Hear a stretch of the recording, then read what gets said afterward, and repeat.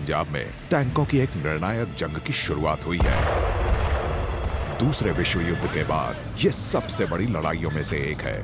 सन 1965 में 250 से ज्यादा पाकिस्तानी टैंक्स और 10,000 से ज्यादा सैनिक भारत में घुस आए।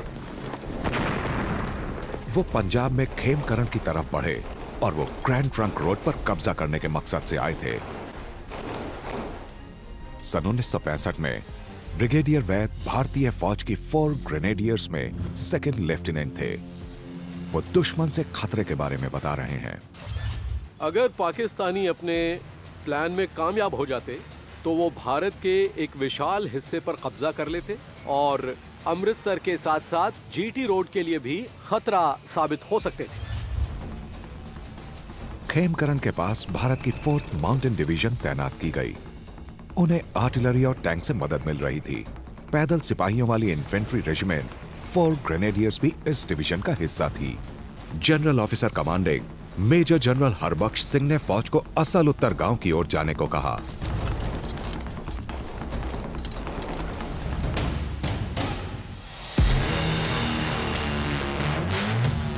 बाकी 4 ग्रेनेडियर्स ने एक बेहतरीन डिफेंस प्लान के साथ दुश्मन का सामना किया। पूरी डिवीजन यू फॉर्मेशन में फिर से इकट्ठा हुई।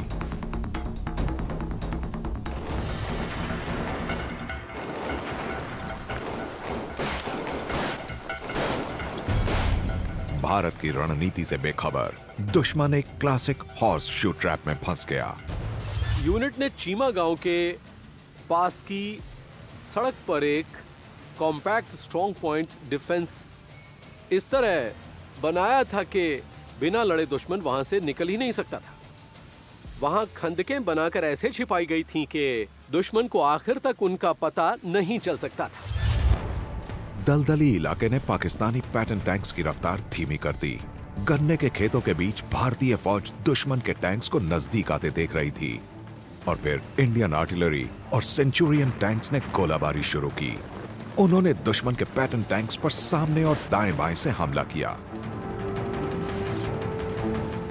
पाकिस्तानी फौज घिर चुकी थी। ये वो लड़ाई थी जिसमें इस जंग में बहादुरी की एक बेहतरीन मिसाल सामने आई। कंपनी क्वार्टर मास्टर हवलदार अब्दुल हमीद 4 ग्रेनेडियर्स की एक रिकॉइललेस गन जीप की अगुवाई कर रहे थे।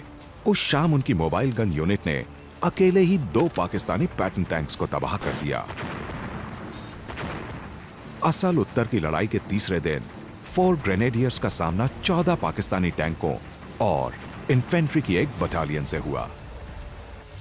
जब 8, 9 और 10 सितंबर को पाकिस्तानियों ने 4 ग्रेनेडियर्स की सुरक्षा को तोड़ने की कोशिश की तो अब्दुल हमीद बेखौफ होकर अपनी गन एक पोजीशन से दूसरी पर ले जाते रहे और दुश्मन के टैंक्स को बेहद नजदीक से उलझाते रहे।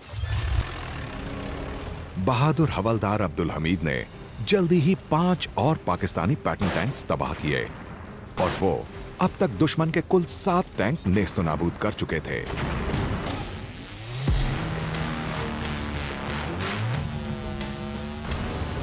जबरदस्त लड़ाई के बीच उनकी मोबाइल गन यूनिट पर एक गोला आकर गिरा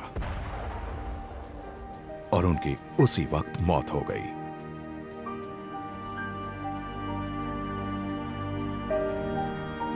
विपरीत परिस्थितियों में अपनी बेमिसाल बहादुरी के लिए कंपनी क्वार्टर मास्टर हवलदार अब्दुल हमीद को भारत के सर्वोच्च वीरता पुरस्कार परमवीर चक्र से सम्मानित किया गया।